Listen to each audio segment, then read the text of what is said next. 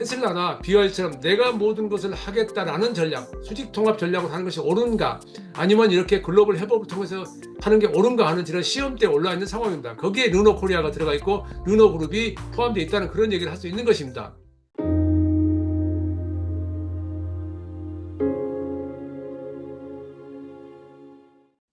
안녕하세요. 글로벌 오토뉴스 최영석입니다.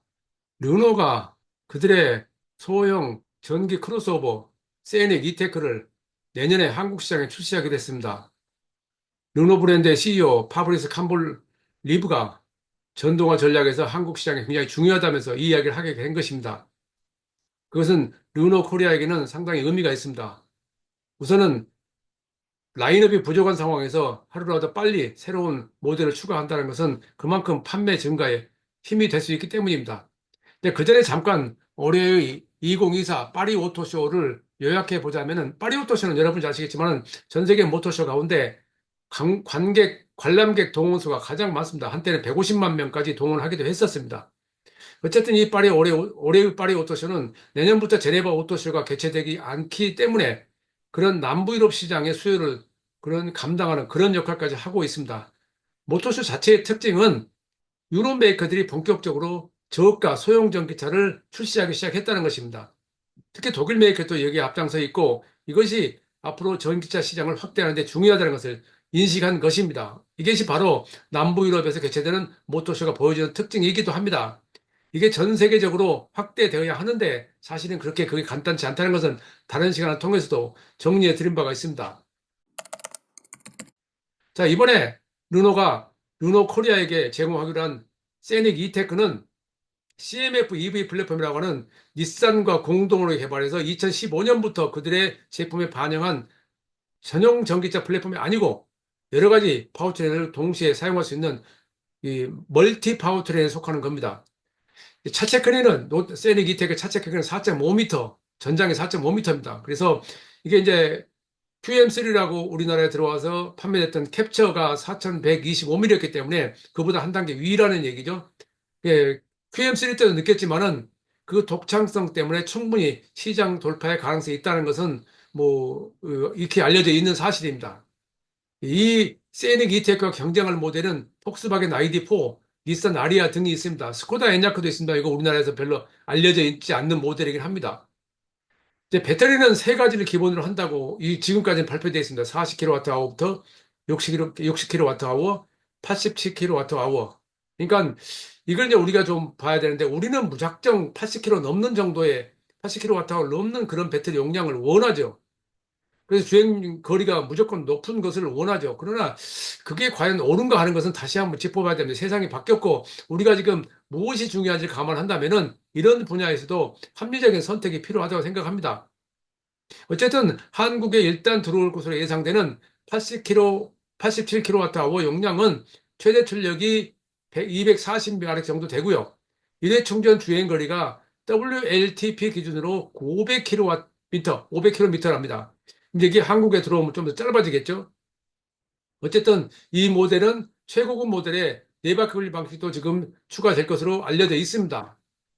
충전에 관해서는 150kW 급속 충전을 채용합니다. 그리고 이걸로서 30분 내에 300km를 주행할 수 있는 배터리를 충전할 수 있다고 되어 있고 최고 속도가 180km로 제한한다고 발표했는데 사실은 이걸 먼저 가장 발표한 회사는 볼보죠.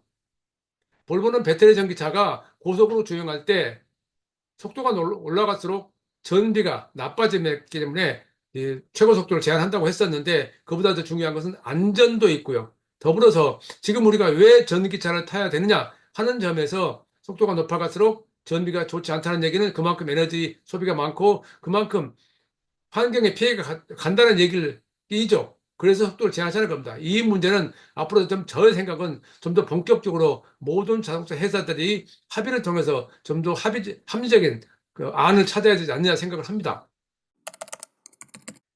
자, 그렇게 해서 어쨌든 이 세넥 이테크가 르노 코리아의 라인업에 추가됩니다. 그러면은 르노 코리아는 기본적으로 오로라 프로젝트를 하고 있습니다. 오로라 프로젝트 1, 2, 3, 4가 계획되어 있는데요. 이제 올해 출시된 그랑 클레오스가 오로라 1입니다. 하이브리드 전기차죠. 이게 시작이고요. 그리고 2026년에 오로라 2가 배터리 전기차로 계획이 되어 있습니다. 근데 그 사이에 르노 세릭이 내년에 추가된다는 것입니다. 이것이 우리가 이 자동차 회사들은 제가 항상 말씀드렸듯이 신차를 먹고 산다고 그럽니다. 뉴 모델을 계속 지속적으로 출시할 수 있는 메이커하고 그렇지 못한 메이커하고 판매 대수가 차이가 나죠. 그래서 우리는 그것을 대용량을 갖춘 메이커들을 양산 브랜드라고 그러고 그렇지 못하지만 나름대로 존재감이 강한 브랜드를 니치 브랜드라고 그러고 그 외에 또 프리미엄 브랜드라고 이렇게 구분을 합니다. 물론 그 위에 하이엔드 브랜드 있고 별도의 럭셔리 브랜드 있긴 하지만은 르노 코리아는 그런 의미에서 본다면은 르노 그룹 차원에서는 양산 브랜드지만 르노 코리아는 니치 브랜드입니다. 니치 브랜드는 라인업이 부족합니다. 그런 상황에서 르노 코리아의 르노 세릭을 제공하기로 한다는 것은 르노 코리아 입장에서 상당히 좋은 도움이 되는 그런 전략을 할 수 있겠죠. 어쨌든 내후년에 배터리 전기차 등장하고 그 이후에 어떤 형태로 또 라인업이 추가될지는 지켜봐야 되겠습니다만은 르노 코리아에서는 새로운 전개가 될 것으로 보이긴 합니다. 또 한 가지 추가할 것은 수소전기차 이야기도 잠깐 나왔었는데요. 수소전기차는 르노 그룹이라든가 프랑스 메이커들은 또 일부 뭐 독일의 복솔 같은 경우는 수소연료 전기차가 있습니다. 그러나 도요타나 현대 같은 본격적인 수소연료 전기차 차이가 있습니다만 대형 상용 밴, 커머셜 밴에다가 이런 모델을 이런 파워train을 채용해서 유럽 내에서는 판매하고 있습니다. 이게 한국 시장에 어떻게 적용될 것인지는 지켜봐야 되겠습니다만 아직 이에 대해서 구체적인 이야기 나온 건 없습니다. 여기서 다른 차원을 지켜볼 것은 그렇다면 왜 르노 코리아에 또 다른 모델을 본래의 프로젝트에 끼워 넣어서 판매하고자 하느냐는 것은 그만큼 그들의 자동차 산업에 대한 시각이 바뀌었다고 저는 생각을 합니다. 저는 프랑스 회사를 자꾸 방문하면서 CEO들을 만날 기회가 있을 때마다 인터뷰 자리에서 왜 당신들은 글로벌 전략을 위해서 대형차를 생산하지 않느냐라고 했을 때 그들의 대답은 적어도 20세기까지만 해도 우리는 대통령도 2리터 차를 타고 다닌다. 그 이상의 차가 무엇이 필요한가라고 하고 반문을 했었습니다. 그러나 최근에는 좀 많이 바뀐 것 같습니다.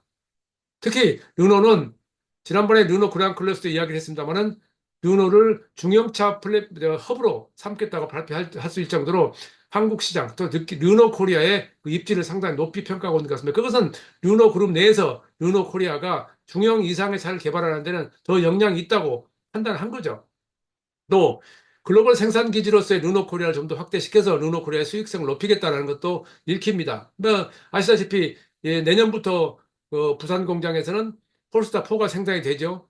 폴스타 4가 생산이 되면은 연간 생산 용량 30만 대인 르노 코리아의 부산 공장은 가동이 본격화됩니다. 원래 닛산 내 위탁 생산을 받았을 때도 그때도 28만 대가 넘는 정도로 굉장히 풀 가동을 했었던 상황이 있었는데 다시 그 정도 수준으로 올려서 그 다음 단계를 꿈꾸겠다. 그 다음 단계라는 것은 결국은 중국 시장을 노리겠다는 것을 저는 읽힙니다. 그만큼 르노 그룹이 지금 생각하는 글로벌 전략이 과거하고는 많이 달라졌다 하는 것을 알 수 있게 하는 내용입니다.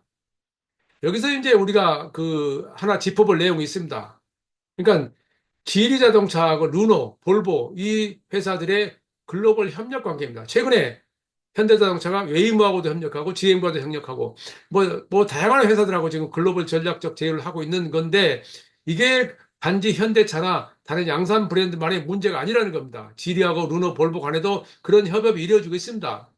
이미 2021년부터 시작됐고 2024년 올해 3월에는 볼보하고 지리는 전기 상용밴 생산을 위한 합작사를 설립하게 되어 있습니다. 저는 그보다 더 주목을 끄는 것은 이 세 개 회사가 퀄컴의 디지털 플랫폼을 공유하기로 했다는 겁니다. 자, 지금 자꾸 말씀드리지만 이 시대의 양산 브랜드들이 어려움을 겪고 있는 게 소프트웨어입니다. 그 소프트웨어를 개발하지 못해서 현대가 실리콘밸리에 소프트웨어 연구 개발 센터를 설립을 했습니다. 그것도 어려워서 GM과 개발비 분담을 하기 위해서 전략 제휴를 추진하고 있습니다. 이건 현대 기아만의 문제가 아니고 GM만의 문제가 아니고 토요타나 폭스바겐도 마찬가지고 전 세계 모든 자동차 회사들이 마찬가지입니다. 지금 급성장하고 있는 중국 자동차 회사도 이 분야에서는 벗어날 수가 없습니다. 그래서 엔비디아가 아닌 퀄컴을 나오게 한 것은 엔비디아는 고성능 반도체에 앞서 있습니다. 그래서 메르세데스 벤츠나 BMW는 아마 엔비디아를 사용할 것으로 저는 추측을 합니다. 그러면 비쌉니다. 그 대신 퀄컴의 디지털 플랫폼을 공유해서 그들이 개발하는 시간을 단축해서 제품으로서 시장에서 승부하겠다는 그런 것으로 읽힙니다. 어쨌든 여기에는 커넥티비티도 포함됐고 다양한 복합적인 내용이 있긴 합니다만은 지금 이 상황에서 과연 테슬라나 BYD처럼 내가 모든 것을 하겠다라는 전략, 수직 통합 전략을 하는 것이 옳은가, 아니면 이렇게 글로벌 협업을 통해서 하는 게 옳은가 하는 이런 시험대에 올라 있는 상황입니다. 거기에 르노 코리아가 들어가 있고 르노 그룹이 포함되어 있다는 그런 얘기를 할 수 있는 것입니다. 그 단적인 예로 르노하고 지리그룹은 지리홀딩스는 50대 50에 합작 투자를 설립했는데 그게 바로 호스 파워트레인이라는 하이브리드 전기차를 위한 내연기관차 개발 회사입니다. 상당히 규모가 큰데 올해 5월 달에 설립했는데 규모가 2만 명 가까이 됩니다. 직원 규모가. 그 17개 공장이 있고 5개 연구개발센터가 있는데 이것은 뭐 여러 가지 있는 것을 합작을 했겠죠. 이게 르노그룹, 진리, 그 아람코까지 포함이 되어 있는데 최근에 1.3리터 엔진을 또 발표하기도 했습니다. 이게 지금 우리가 자동차 산업이 단지 뉴스에 나오는 전기차만으로 가지는 않는다. 자율주행차만으로 가지는 않는다 하는 것을 알 수 있게 하는 내용인데, 물론 그것도 이게 복잡한 내용인데, 이 복잡한 내용이 어떤 결과를 도출할 때에 대해서는 지금은 함부로 단언할 수 없는 상황입니다. 그리고 어쨌든 이런 협업의 시너지 효과는 분명해 보입니다. 뭐 그들이 노리는 거, 자동차는 노리는 거죠. 기술을 공유해서 기술 개발을 하는데 비용을 절감하는 게 우선이죠. 또 가능하다면은 모델 공유도 할 수 있겠죠. 근데 모델 공유는 그렇게 저는 최근 들어서 20세기와는 달리 조금은 긍정적으로 평가하지 않고 있습니다만은 그래도 그들의 생각은 그 과정에서 과연 20세기처럼 라인업을 끝없이 늘릴 것이냐에 대해서 생각을 해야 된다고 생각합니다. 특히 지리그룹은 모델 라인업이 어떻게 보면 그룹 차원으로 본다면 너무 많습니다. 근데 지리그룹이 과연 르노그룹하고 협업을 통해서 그 문제에서 어떻게 답을 찾아낼지는 좀 주목되는 제목이긴 합니다. 또 시장 확대도 노리게 있겠죠. 특히 르노그룹은 이제 그 유럽에 또는 남미에 또 아프리카 정도의 그 했던 그런 그들의 시장을 세계 최대 중국 시장으로도 확대를 노리고 있다라고 생각을 합니다. 물론 미국 시장에 프랑스에서는 아직 진출을 못하고 있습니다. 미국은 우리가 전기차를 하더라도 대형 픽업 트럭 SUV밖에 없는 그런 상황이죠. 물론 일본이나 독일, 유럽 업체, 한국 업체들이 중소형 그 전기차를 출시하고 있긴 합니다만은 어쨌든 미국이 그런 그들의 과거의 영광에서 벗어나지 못하는 시장 확대가 그렇게 쉬워 보진 않습니다만 최근의 뉴스로만 본다면은 이제 9월 달에도 미국의 전기차 판매가 11%나 증가했다는 것은 상당히 고무적으로 들립니다.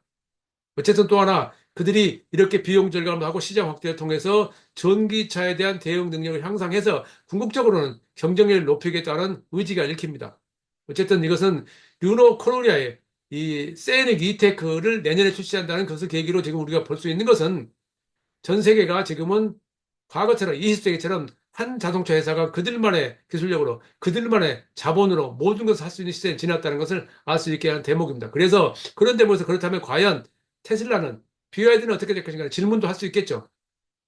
그것을 우리가 단적으로 흔히 말하는 대로 그냥 단어적으로 누군 망했다 하는 식으로 평가할 수는 없습니다. 그것이 이 시대 자동차 산업의 지금 이 시대, 이 시간에 이 현 시점에서의 자동차 산업의 흐름입니다. 최영석의 글로벌 인사이트 다음 시간에 뵙겠습니다. 감사합니다. 구독과 좋아요 부탁드립니다.